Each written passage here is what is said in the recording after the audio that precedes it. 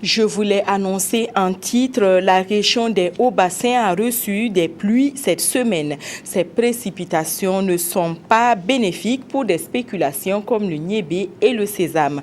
Pour le moment, les spécialistes ne peuvent pas donner une date pour l'arrêt définitif de ces pluies. Moumouni Barou.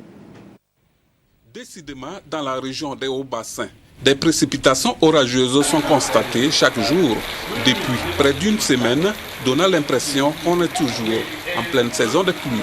Est-ce un phénomène normal ou exceptionnel que le ciel ouvre ses vannes à cette période? D'après les météorologues, ces pluies inattendues peuvent se produire à n'importe quel moment. Ce qui nous arrive, ce n'est pas extraordinaire. Ce sont des pluies que nous recevons chaque année. Bon, il peut y avoir des années où il n'y en a pas, mais ça vient quand même. Ce sont des incursions de nuages que nous avons. Donc chaque fois que le système resterait toujours, c'est-à-dire que chaque fois que ces périodes persisteront, nous aurons toujours de la pluie. C'est-à-dire que nous pouvons encore en avoir jusqu'en décembre. Sur le plan agronomique, ces pluies pourraient être bénéfiques pour certains producteurs. Par exemple, si nous prenons le cas de certaines cultures, vous savez que cette année, la campagne a démarré tardivement.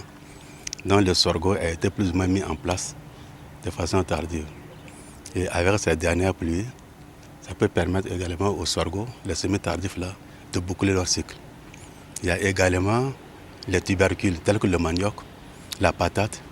Tout ça, ça peut vraiment aider ces plantes-là vraiment à boucler leur cycle.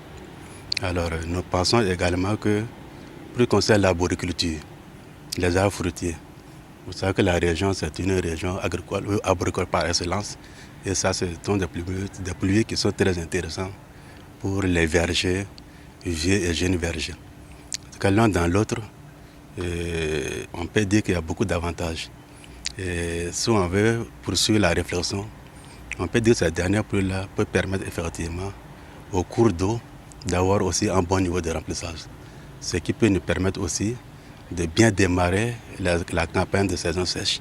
D'autres, par contre, verront leurs récoltes céréalières affectées. Il y a certaines cultures qui sont très sensibles à l'humidité. Quand je prends le cas du sésame, le cas du niébé, le cas du riz à maturité, et même le petit mil, ces cultures-là, si c'est déjà à maturité, effectivement, il peut subir des préjudices.